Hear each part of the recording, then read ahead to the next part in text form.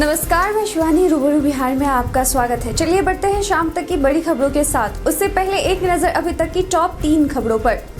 पंचायत चुनाव के दूसरे चरण में 55% लोगों ने किया मतदान।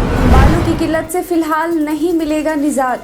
बीपीएससी 67वीं प्रारंभिक परीक्षा के लिए रजिस्ट्रेशन प्रक्रिया शुरू। आइए अब खबरों की ओर बढ़ते हैं विस्तार से। पंचायत चुनाव के दूसरे चरण की वोटिंग प्रक्रिया बीते दिन आयोजित करवाई गई थी, जिसमें कुल मिलाकर 14 जिलों के 48 प्रखंडों में वोट डाले गए। वोटिंग के लिए 9,686 मतदान केंद्र बनाए गए थे। दूसरे चरण में 76,279 प्रत्याशी चुनावी मैदान में थे। गांव की सरकार बनाने के लिए लोगों में उत्साह देखने को मिला। यही कारण है कि दूसरे चरण में लगभग 55% मतदान की खबर सामने आई है। बालू की किल्लत से फिलहाल नहीं मिलने वाला है निजात। पटना समेत भोजपुर, सारण, औरंगाबाद, रोहतास और गया में बालू की किल्लत जारी रहेगी। बिहार में 1 अक्टूबर से एनजीटी की रोक हटा दी गई है। इसके बाद बालू खनन शुरू होगा। हालांकि रोक हटने के बाद नवादा, किशनगंज, वैशाली, बांका, मधेपुरा, बेतिया, बक्सर और अरवल में ही खनन का कार्य होगा। 1 अक्टूबर को एनजीटी की रोक तो हट रही है, लेकिन पटना समेत कई अन्य जिलों में बालू की किल्लत जारी रहेगी। बिहार लोक सेवा आयोग बीपीएससी 67वीं प्रारंभिक परीक्षा 2021 के लिए रजिस्ट्रेशन प्रक्रिया आज यानी 30 सितंबर 2021 से शुरू होगी। जो उम्मीदवार 67वीं संयुक्त प्रतियोगी परीक्षा के लिए आवेदन करना चाहते हैं वो बीपीएससी की आधिकारिक वेबसाइट bpsc.bis.nic.in के माध्यम से ऑनलाइन आवेदन कर सकते हैं। बता दें कि परीक्षा के लिए आवेदन करने की अंतिम तिथि 5 नवंबर 2021 है। राष्ट्रपिता महात्मा गांधी की अपने देश में ऐसी प्रतिष्ठा रही है कि वे देश में जिस जगह पर भी ठहरे वहां लोगों ने उनका स्मारक बना दिया। कुछ ऐसे जगह हैं जहां गांधी जी के आने के बाद आज भी वह जगह गुमनाम होते जा रहा है। सारण जिले के दिघवाड़ा प्रखंड के मलखाचक का गांधी कुटीर ऐसा ही एक जगह है जहां 30 सितंबर 1925 यानी आज के ही दिन महात्मा गांधी आए थे।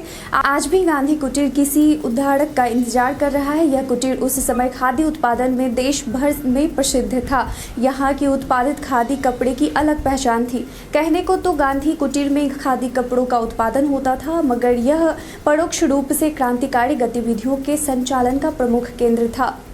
कोरोना की तीसरी लहर की संभावना को देखते हुए बच्चों के लिए बिहार में करीब 1516 कोविड डेडिकेटेड बेड बनाए जाएंगे। इनमें 456 हाइब्रिड आईसीयू एवं 1060 ऑक्सीजन युक्त बेड बनाए जाएंगे। स्वास्थ्य मंत्री मंगल पांडे ने बीते दिन कहा कि इस संदर्भ में केंद्र सरकार ने राज्य सरकार के प्रस्ताव को मंजूरी दे दी है। बिहार में कई छोटे ग्रामीण उद्योग हैं जिसमें रोजगार की अपार संभावनाएं हैं। आज भी ग्रामीणों के बीच छोटे स्तर पर मछली पालन और बागवानी की जा रही है, लेकिन इसे बढ़ाने के साथ सरकार स्तर पर प्रोत्साहित करने की जरूरत है।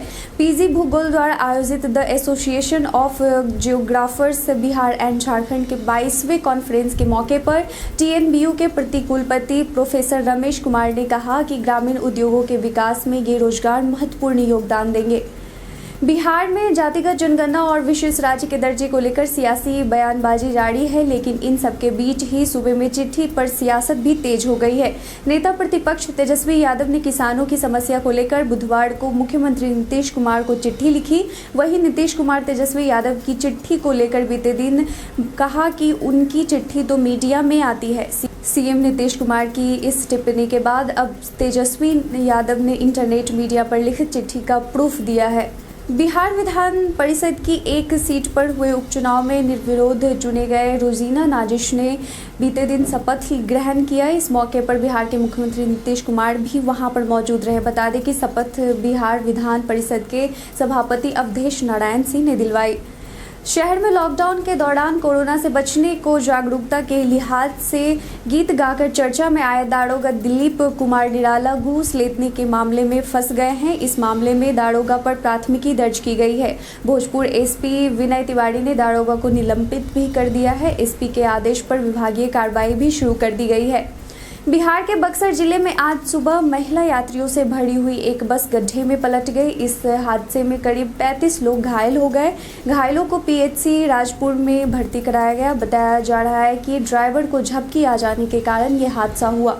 पटना में एक ऐसे पैथोलॉजी का खुलासा हुआ है जो देश में कोरोना स्प्रेड कर रही थी, वह भी महज 1200 रुपये के लिए। प्लाजा डायग्नोस्टिक नाम की यह लैब कोरोना पॉजिटिव को नेगेटिव की RT-PCR रिपोर्ट बनाकर देती थी। यह लैब संक्रमित लोगों को भी कोरोना की नेगेटिव RT-PCR जांच रिपोर्ट देता था, जिसे दिखाकर लोगों ने हवाई यात्रा भी की। पटना की एयरलाइंस कंपनियों ने बड़े पैमाने पर चल रहे इस खेल को पकड़ा और फिर निदेशक को सूचना दी और अब लैब के कर्मचारियों और मालिक पर FIR दर्ज की गई है। इसके साथ ही चलते हैं आज के सवाल की ओर। बिहार का सबसे बड़ा नगर कौन सा है? ऑप्शन आपके फोन स्क्रीन पर है। अपना जवाब कमेंट सेक्शन में लिखकर हमें ज़रूर दें। आज के लिए बस इतना ही। बिहार की सबसे बड़ी खबरों के साथ जुड़े रहने के लिए देखते रहे रूबरू बिहार। धन्यवाद।